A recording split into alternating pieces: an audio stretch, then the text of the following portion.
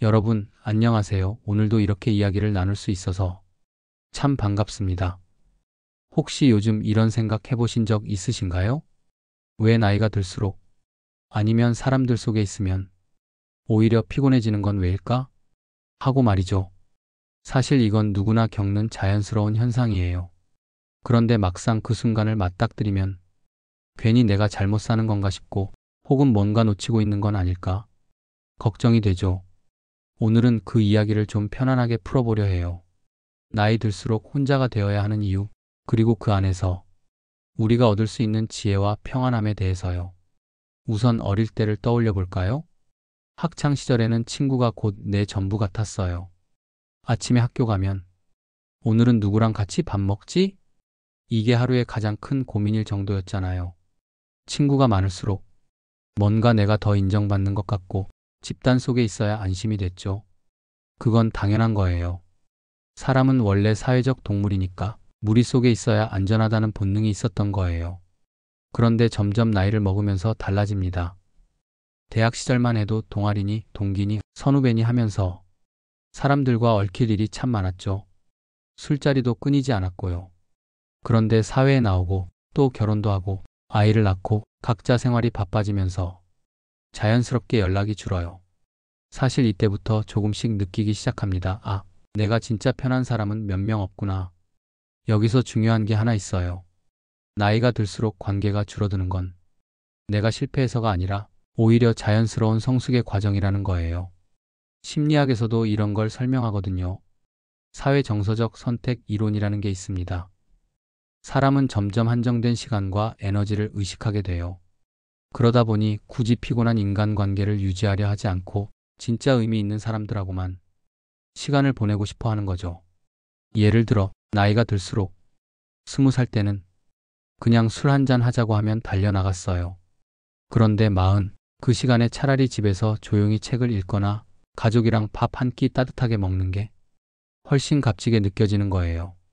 인간관계에 쓰는 에너지가 아깝다기보단 이제 내가 뭘 소중히 여겨야 하는지 더 뚜렷하게 알게 된 거죠.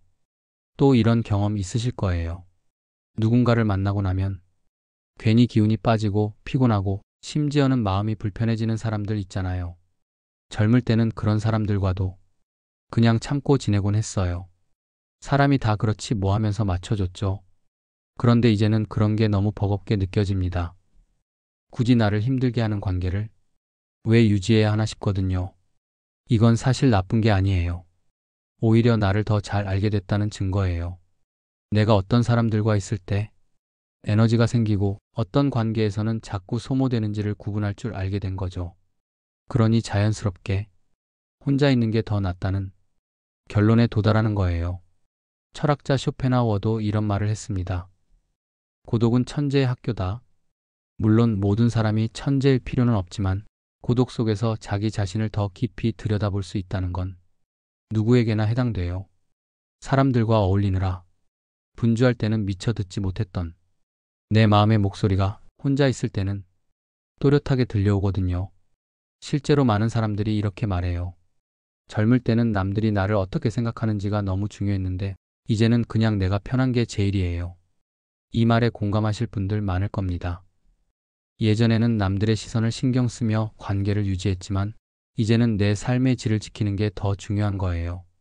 이 과정에서 혼자가 된다는 건 단순히 외롭다는 뜻이 아닙니다.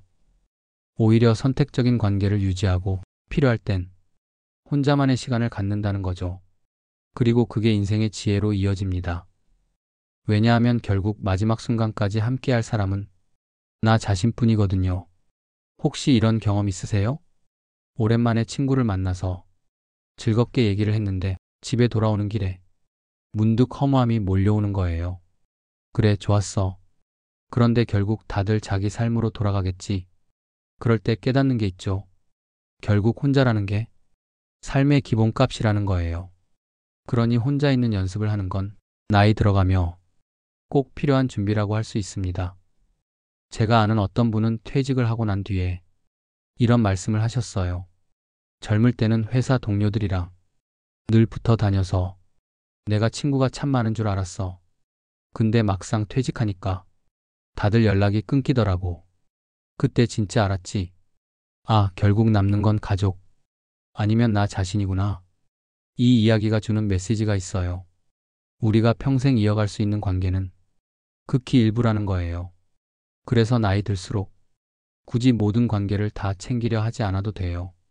그 대신 나에게 진짜 소중한 사람, 그리고 나 자신과의 관계를 더 깊게 가꾸는 게 훨씬 현명합니다. 여기서 중요한 건 혼자가 된다는 게 실패나 상실의 결과가 아니라는 겁니다. 오히려 선택과 집중의 결과예요. 꼭 필요한 관계만 남기고 불필요한 관계는 내려놓는 거죠. 그러니 혼자라는 단어를 외롭고 쓸쓸한 이미지로만 보지 마시고 자유롭고 편안한 상태라고 받아들이면 좋겠습니다. 혼자라는 말, 여러분은 어떤 느낌으로 다가오세요? 아마도 많은 분들이 처음엔 약간 쓸쓸하다, 외롭다, 허전하다 이런 단어들을 떠올리실 겁니다. 하지만 조금만 시각을 바꾸면 혼자라는 건 그 자체로 커다란 자유를 의미하기도 해요. 생각해 보세요. 우리가 누군가와 함께 있을 때는 크든 작든 늘 상대를 신경 써야 합니다. 밥을 먹으러 가도, 상대가 뭘 좋아할까? 여행을 가도, 이 사람은 이런 일정 괜찮을까? 계속 맞추게 되죠. 그런데 혼자일 때는요? 메뉴 고를 때도, 어디로 갈지 정할 때도 내 마음이 가는 대로 하면 돼요. 이 자유로움은 단순한 편리함이 아니라 인생 후반부를 살아가는 데 있어 아주 큰 힘이 됩니다. 실제로 심리학 연구 중에 자율성이라는 개념이 있어요. 인간은 본능적으로 스스로 선택할 때 행복감을 크게 느낀다고 합니다. 이게 바로 혼자의 힘이에요. 내가 하고 싶은 걸 나답게 선택할 수 있는 자유, 누군가에게 끌려다니지 않고 내 삶을 내가 주도할 수 있다는 건 정말 큰 축복이죠. 여기서 흥미로운 사례 하나를 말씀드릴게요. 어느 심리학 실험에서 두 그룹에게 같은 영화를 보게 했습니다. 한 그룹은 친구들과 함께 보게 했고 다른 그룹은 혼자 보게 했어요. 그리고 영화가 끝난 뒤 만족도를 조사했더니 의외로 혼자 본 사람들이 더 높은 만족감을 느꼈다는 결과가 나왔습니다. 왜 그랬을까요? 바로 눈치 보지 않고 자기 감정에 집중할 수 있었기 때문이에요. 누군가는 웃지 않는 장면에서 내가 웃어도 괜찮고 감동받아 눈물이 나도 눈치 볼 필요가 없으니까요. 이처럼 혼자 있는 시간은 내 감정을 있는 그대로 느끼고 존중할 수 있게 해줍니다. 철학자들도 이 자유의 가치를 오래전부터 강조해 왔습니다. 스피노자는 자유란 필연을 깨닫는 것이다라고 했습니다. 다른 사람의 시선이나 사회적 압박에서 벗어나 내가 진짜 원하는 것을 알아차릴 때 비로소 자유롭다는 거죠. 나이가 들수록 혼자가 필요한 이유는 바로 이 자유를 진짜로 느낄 수 있기 때문입니다. 그렇다고 해서 혼자가 늘 쉽지만은 않아요. 처음엔 낯설고 때로는 허전하죠. 하지만 이때 중요한 건 혼자가 주는 가치를 알아차리고 그 시간을 의식적으로 즐기는 연습을 하는 겁니다. 예를 들어 혼자 카페에 가서 커피를 마셔보세요. 처음에는 괜히 어색할 수 있습니다. 주위 사람들이 다 둘씩, 셋씩 앉아있는 것 같아 보이고 나만 혼자인 것 같아 불편할 수도 있어요. 그런데 몇 번 반복하다 보면 어느 순간 이렇게 느끼게 됩니다. 아, 이게 진짜 여유구나. 내 마음대로 시간을 쓰고 눈치 보지 않고 쉬는 게 얼마나 값진 건지 깨닫게 되는 거죠. 혹시 혼밥 이런 단어들 들어보셨죠? 요즘은 이런 문화가 많이 퍼져 있습니다. 예전에는 혼자 밥 먹는 걸 부끄럽게 여겼어요. 저 사람은 왜 혼자야? 이런 시선도 있었죠. 하지만 이제는 오히려 트렌드가 됐습니다. 왜냐하면 사람들이 점점 알게 된 거예요. 혼자 하는 시간이 결코 부족하거나 불쌍한 게 아니라 오히려 더 자유롭고 풍요로울 수 있다는 걸요. 심리학자 에리 프롬은 인간의 존재 방식을 소유와 존재로 구분했습니다. 무언가를 끊임없이 소유하려고만 하면 우리는 불안과 집착에서 벗어날 수 없어요. 하지만 존재의 방식으로 살면 그 순간순간을 온전히 느끼고 자유로워질 수 있다고 했습니다. 혼자 있는 시간은 바로 이 존재의 삶을 가능하게 해줍니다. 아무것도 소유하지 않아도 그냥 나 자신으로 충분히 만족할 수 있는 상태. 그게 바로 혼자 있을 때 찾아오는 가치입니다. 또 한 가지 재미있는 건 혼자가 되면 창의력이 폭발한다는 점이에요. 스티브 잡스가 이런 말을 했습니다. 창의성은 고독 속에서 자란다. 찹스는 종종 혼자 산책을 하며 아이디어를 떠올렸다고 해요. 사람들과 끊임없이 얘기할 때는 오히려 잡음이 많아서 생각이 깊어지지 않거든요.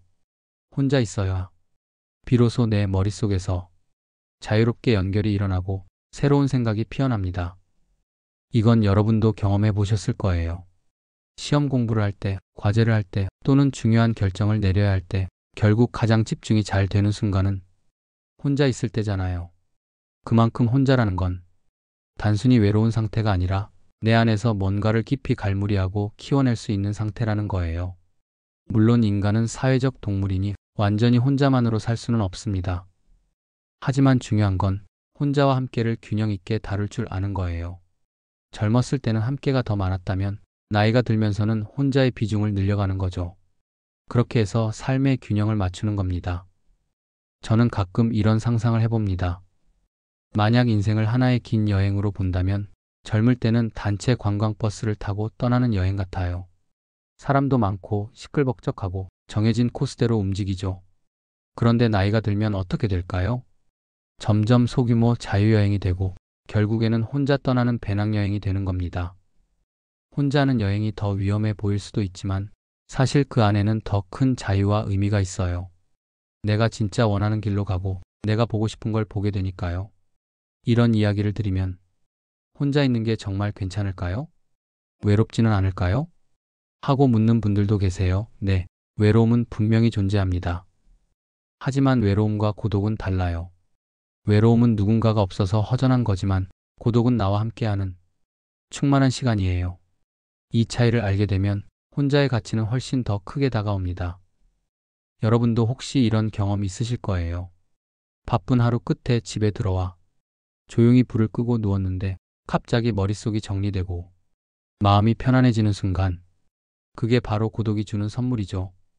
혼자만의 시간이 있기 때문에 우리는 더 건강하게 사람들과 어울릴 수도 있고 삶의 의미를 더 깊이 느낄 수도 있습니다. 결국 혼자는 단절이 아니라 연결의 또 다른 방식이에요. 나 자신과 연결되고 더 나아가 세상과 더 깊이 이어지게 해주는 시간. 그래서 나이가 들수록 혼자라는 건 피해야 할 게 아니라 오히려 잘 누려야 하는 지혜라고 할 수 있습니다. 여러분, 우리가 나이가 들어가면서 점점 더 많은 시간을 혼자 보내게 되잖아요. 예전에는 당연하게 여겼던 모임이나 약속들이 점점 귀찮아지고 집에서 혼자 조용히 있는 게 훨씬 편안해집니다. 이걸 두고 내가 이상해진 건 아닐까? 하고 걱정하는 분들도 있는데요. 사실은 전혀 그렇지 않습니다. 오히려 혼자의 시간은 우리를 더 건강하게, 더 지혜롭게 만들어주는 아주 소중한 선물이거든요. 오늘은 이 혼자의 시간을 조금 더 깊이 들여다보면서 그것이 왜 치유와 성장을 주는지, 또 실제로 어떻게 활용하면 좋은지 이야기해 보겠습니다. 사람은 기본적으로 사회적 존재지만 동시에 고독을 필요로 하는 존재이기도 합니다. 하루 종일 사람들과 어울리고 대화하고 협력하다 보면 에너지가 바닥나는 순간이 오죠. 그때 필요한 게 바로 혼자만의 시간이에요. 심리학에서는 이를 회복적 고독이라고 부릅니다.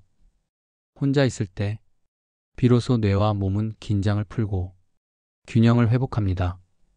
실제로 미국 일리노이 대학의 한 연구에 따르면 하루의 일정 시간을 혼자 보낸 사람들이 스트레스 호르몬 수치가 낮았고 집중력도 더 높았다고 해요. 이건 단순히 마음의 여유 차원이 아니라 몸이 스스로 치유할 시간을 확보한다는 뜻입니다. 여러분도 느껴보셨을 거예요. 푹 썩이는 모임에서 집으로 돌아와 조용한 방에 들어앉아 숨을 고르는 순간 찾아오는 그 안도감. 바로 그게 치유의 시작입니다. 우리 뇌는 쉬는 듯 보일 때 가장 활발히 움직이기도 합니다.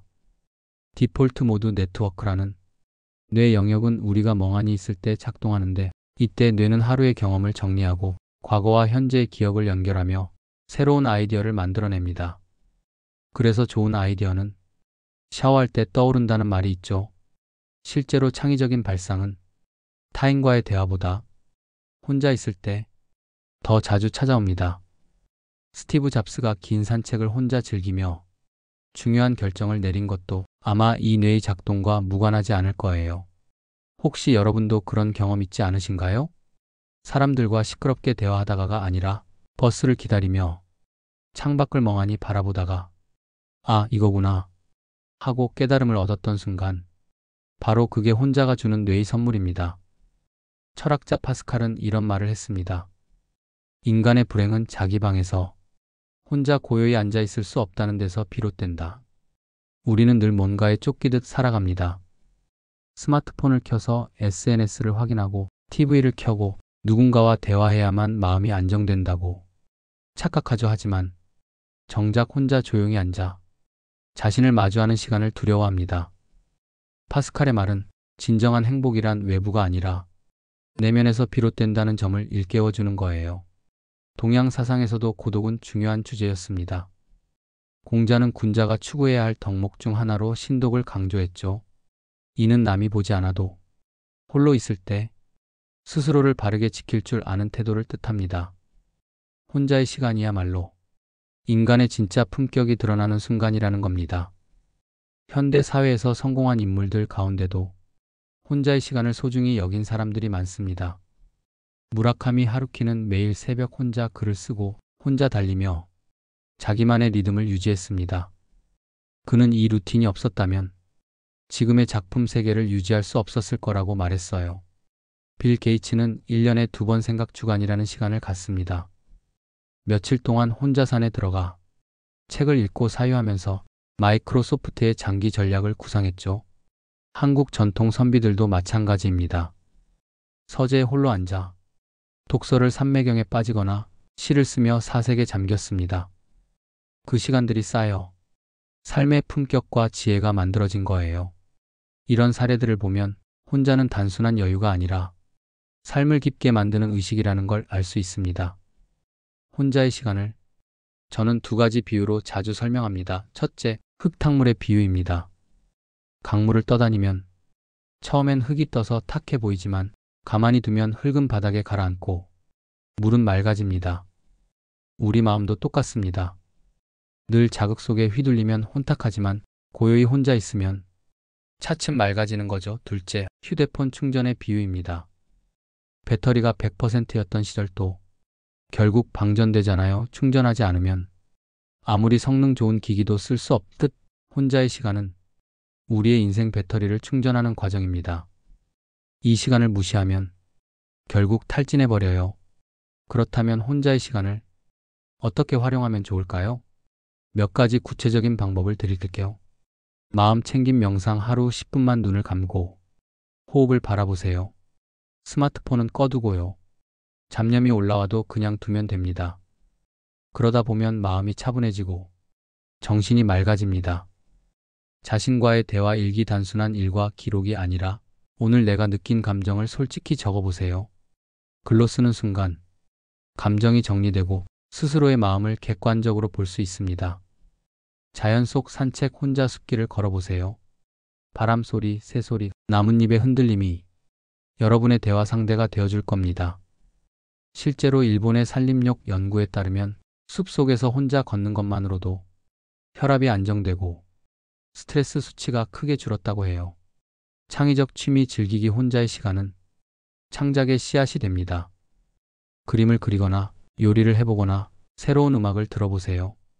누군가에게 보여주기 위해서가 아니라 오직 나를 위한 활동일 때 더욱 즐겁습니다. 작은 의식 만들기 매일 저녁 차 한 잔을 마시며 오늘 하루를 돌아보는 습관, 혹은 아침 햇살을 받으며 5분간 창문 앞에 서 있는 습관, 이런 의식들은 혼자의 시간을 더욱 의미 있게 만듭니다. 혼자는 마음뿐 아니라 신체적 건강에도 영향을 줍니다. 연구에 따르면 혼자만의 시간을 가진 사람들은 수면의 질이 높고 혈압과 심박수도 안정적이었습니다. 반대로 늘 소음과 관계 속에서만 지내는 사람들은 만성 피로와 면역 저하를 겪을 확률이 높았다고 해요. 이건 너무 당연한 이야기입니다. 우리 몸은 본래 리듬을 필요로 하거든요. 혼자는 그 리듬을 되찾는 재설정 버튼 같은 역할을 합니다. 마지막으로 중요한 건 혼자의 시간이 단순한 치유를 넘어 지혜로 이어진다는 사실입니다. 혼자 있는 동안 우리는 삶의 본질적인 질문을 던질 수 있습니다. 내가 진짜 원하는 게 뭘까? 무엇이 나에게 기쁨을 주는가? 앞으로 어떻게 살아야 할까? 이런 질문들은 시끄러운 모임 속에서는 결코 떠오르지 않습니다. 오직 혼자의 시간에만 가능한 대화죠. 그래서 고독은 인생을 더욱 깊고 단단하게 만들어줍니다. 여러분, 혼자는 외로움이 아닙니다. 오히려 충만함이에요. 우리의 몸과 마음을 치유하고 뇌를 창의적으로 만들며 삶의 본질을 성찰하게 합니다. 나이가 들어 혼자가 많아지는 건 어쩌면 인생이 우리에게 준 지혜의 선물일지도 모릅니다. 그러니 혼자 있는 시간을 두려워하지 마세요. 오히려 즐기고 적극적으로 활용하세요. 오늘 하루 10분이라도 혼자서 나를 마주하는 시간을 가져보는 건 어떨까요? 그 짧은 순간이 여러분의 내일을 훨씬 더 단단하게 만들어줄 거예요. 사람들이 흔히 헷갈려하는 개념이 있습니다. 바로 외로움과 고독이에요. 겉으로 보기에는 똑같이 혼자 있는 것 같지만 이 두 가지는 전혀 다른 경험이죠. 외로움은 결핍에서 비롯된 상태입니다.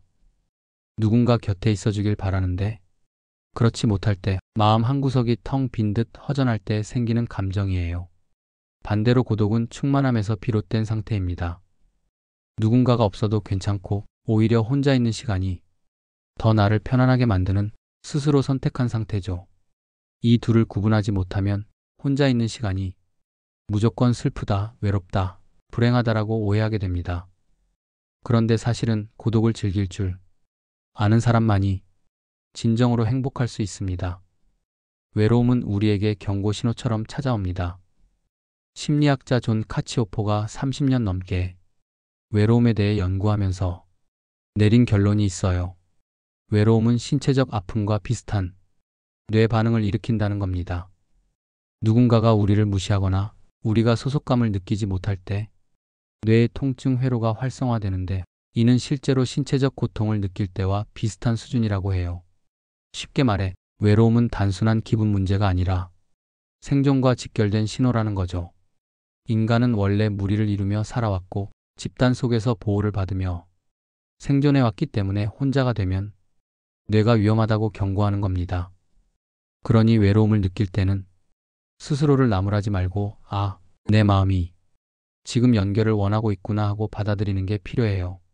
문제는 여기서 멈추지 않고 외로움을 무조건 다른 사람과의 관계로만 해소하려 한다는 거예요. 하지만 때로는 외로움의 해답이 꼭 타인에게만 있는 건 아닙니다.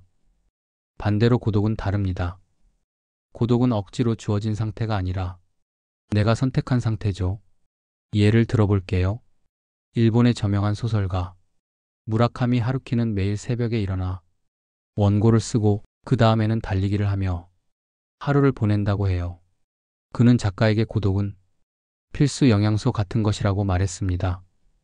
혼자 있어야만 자신의 내면과 충분히 대화할 수 있고 그 속에서 이야기가 나온다는 거예요. 또 철학자 쇼펜하우어도 비슷한 말을 했습니다. 그는 위대한 정신은 고독을 사랑한다고 했어요. 대중 속에서는 늘 피상적인 대화에 휘말리지만 혼자 있는 시간 속에서는 비로소 깊은 사유가 가능해진다는 겁니다. 우리가 고독을 두려워하지 않고 받아들일 수 있다면 혼자 있는 시간은 결핍이 아니라 풍요로운 자양분이 됩니다. 문제는 사회가 여전히 혼자 있는 사람을 이상하게 본다는 겁니다. 예를 들어 혼자 밥을 먹는 사람을 보고 안쓰럽다, 친구가 없나? 라는 시선을 보내는 경우 많죠.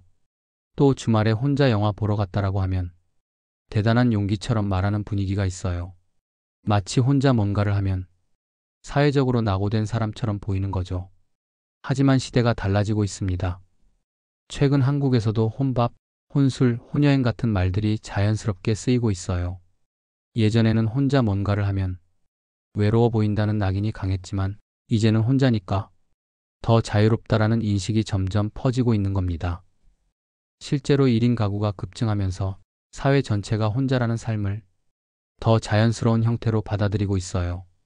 서울시의 조사에 따르면 이미 가구의 40% 이상이 1인 가구라고 합니다. 혼자는 이제 특이한 게 아니라 오히려 가장 흔한 라이프 스타일이 되어가고 있죠. 여기서 중요한 건 혼자 있는 시간을 어떻게 바라보느냐예요.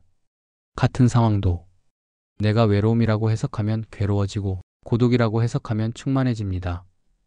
예를 들어 혼자 카페에 앉아있는 상황을 상상해 볼게요. 외로움에 빠진 사람은 이렇게 생각합니다.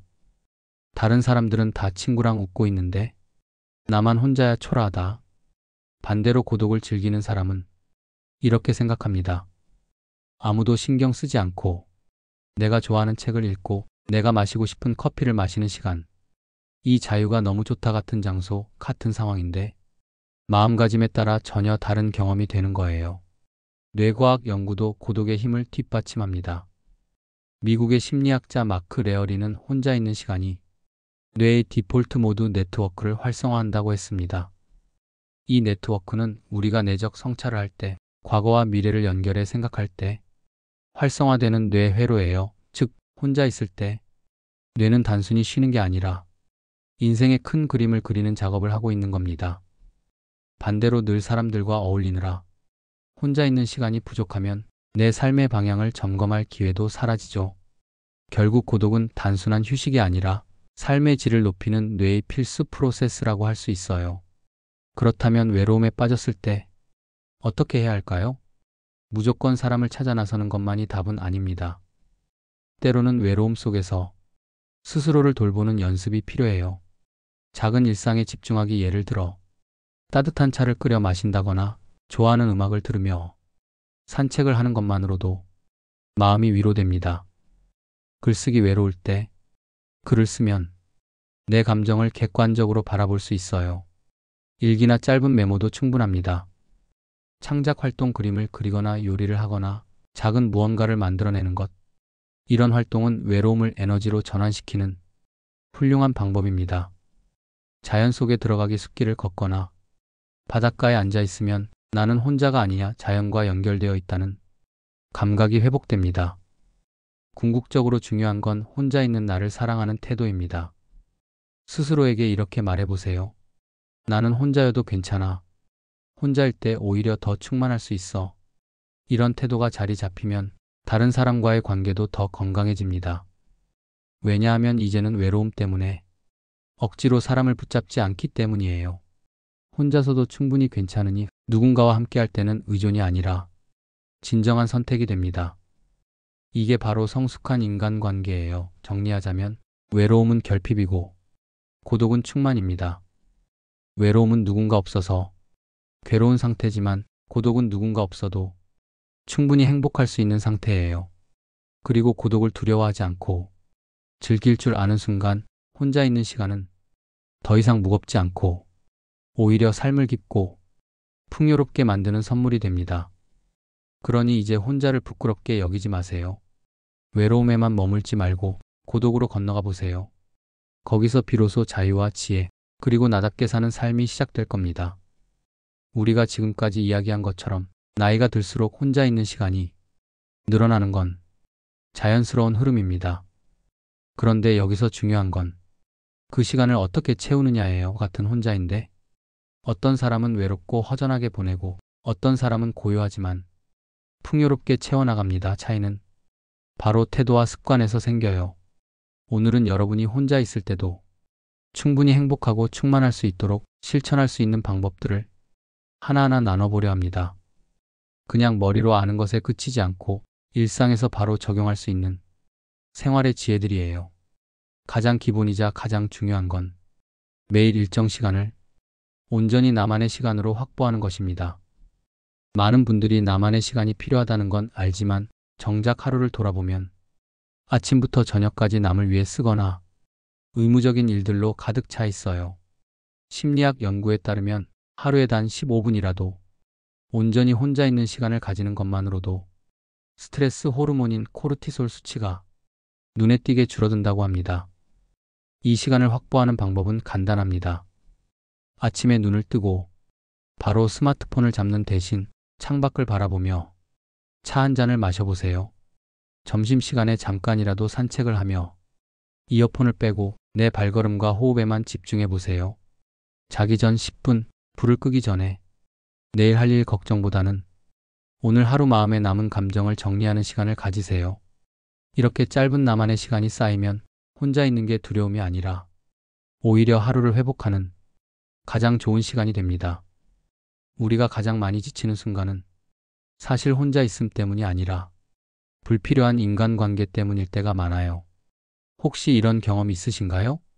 만나면 늘 부정적인 얘기만 쏟아내는 사람, 연락하면 내 시간을 고려하지 않고 자기 일정만 강요하는 사람, 혹은 억지로라도 잘 지내야 할 것 같은데 사실 만나고 나면 기운이 쭉 빠지는 사람들. 심리학자 수잔 데이비드가 이런 관계를 감정 세금이라고 불렀습니다. 꼭 내야 하는 세금처럼 어쩔 수 없는 줄 알지만 사실은 내가 선택해서 줄일 수 있는 부분이 많다는 거예요. 나이가 들수록 중요한 건 넓은 관계망이 아니라 깊고 진실한 관계입니다. 진짜 나를 이해해주는 단 한 사람만 있어도 충분해요. 오히려 그 한 사람과 깊이 연결되려면 불필요한 에너지를 소모하는 관계들은 정리할 필요가 있습니다.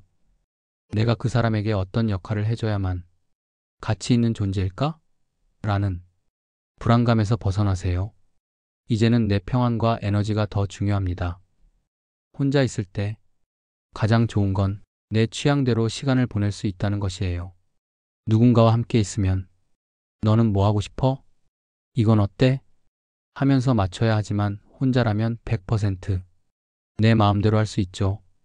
이때 꼭 필요한 게 혼자만의 취미입니다. 누가 봐주지 않아도, 누가 평가하지 않아도 내가 순수하게 즐길 수 있는 것. 예를 들어 어떤 분은 주말마다 도시락을 싸서 공원에 가 혼자 피크닉을 즐긴다고 해요. 주변 사람들은 혼자서 뭐 하러 가냐고 하지만 본인은 그 시간이 최고의 힐링이라고 하더군요. 잔디밭에 앉아 책을 읽고 바람 소리를 들으며 도시락을 먹는 시간이 오히려 단체 여행보다 훨씬 만족스럽다고요. 또 어떤 분은 혼자서 그림을 그리기 시작했는데 처음엔 취미였지만 나중엔 전시까지 열었어요. 누구에게 보여주려고 시작한 게 아니라 자기 내면의 시간을 즐기기 위해 시작했는데 오히려 삶이 더 풍성해진 거죠. 취미는 크고 거창할 필요 없어요. 작은 화분을 가꾸는 것, 매일 10분 글을 쓰는 것, 내가 좋아하는 노래를 흥얼거리는 것. 이런 소소한 것들이 바로 고독을 풍요롭게 채우는 힘이 됩니다. 혼자라는 걸 두려워하지 않으려면 자연을 자주 찾아가야 합니다. 왜냐하면 자연은 우리에게 혼자인데도 결코 고립되지 않았다는 감각을 주기 때문이에요. 숲길을 걸을 때 우리는 혼자지만 동시에 새소리, 나무 냄새, 바람의 감촉과 연결되어 있죠. 하버드 의대 연구팀에 따르면 하루 20분만 자연 속에서 보내도 심박수와 혈압이 안정되고 우울감이 줄어든다고 합니다. 그리고 혼자 숲이나 바닷가에서 시간을 보내는 사람들은 사회적 관계에 의존하지 않고도 정서적 안정감을 더 쉽게 찾는다고 해요. 여러분도 한번 시도해 보세요. 주말에 시간을 내서 혼자 산책을 가보는 겁니다. 이어폰은 빼고 누군가와 대화하지 않고 그냥 내 발걸음과 나무, 바람에 집중해 보세요. 처음엔 낯설어도 어느 순간 나는 혼자가 아니구나. 이 세상과 연결되어 있구나 하는 감각이 찾아올 거예요. 혼자 있는 시간이 진짜 값진 이유는 그때야 비로소 내 안의 목소리를 들을 수 있기 때문입니다. 철학자 소크라테스는 너 자신을 알라고 했어요. 그런데 우리는 평생 다른 사람의 목소리만 듣느라 정작 자기 자신과는 대화를 잘하지 못합니다. 혼자 있을 때는 꼭 이런 질문들을 던져보세요. 지금 내 마음은 어떤 감정을 느끼고 있지? 나는 무엇을 원하고 무엇을 원하지 않는가? 오늘 하루 중 가장 좋았던 순간은 언제였나? 이런 질문들을 스스로에게 던지고 답하는 과정이 바로 자기 성찰이고 성숙으로 가는 길입니다.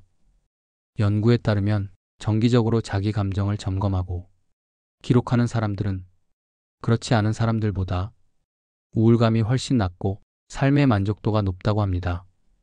결국 혼자 있는 시간을 잘 활용하는 사람은 자기 자신과 평생 좋은 친구가 되는 거예요. 제가 많은 분들과 이야기를 나누면서 혼자 있을 때 진짜 행복한 분들에게는 몇 가지 공통점이 있더라고요. 자신을 존중한다. 혼자서도 좋은 음식을 먹고 좋은 옷을 입고 건강을 챙깁니다. 남에게 보여주기 위해서가 아니라 나를 소중히 여기기 때문에라는 태도가 있어요. 작은 것에서 기쁨을 찾는다. 아침 햇살, 따뜻한 커피 한 잔, 좋아하는 음악 한 곡에도 감사하고 기뻐합니다. 현재에 집중한다. 과거를 후회하거나 미래를 불안해하기보다 지금 이 순간에 몰입합니다. 감정을 스스로 다스린다. 외롭거나 불안한 순간에도 스스로를 위로하고 달랠 줄 알아요. 자기 삶을 사랑한다.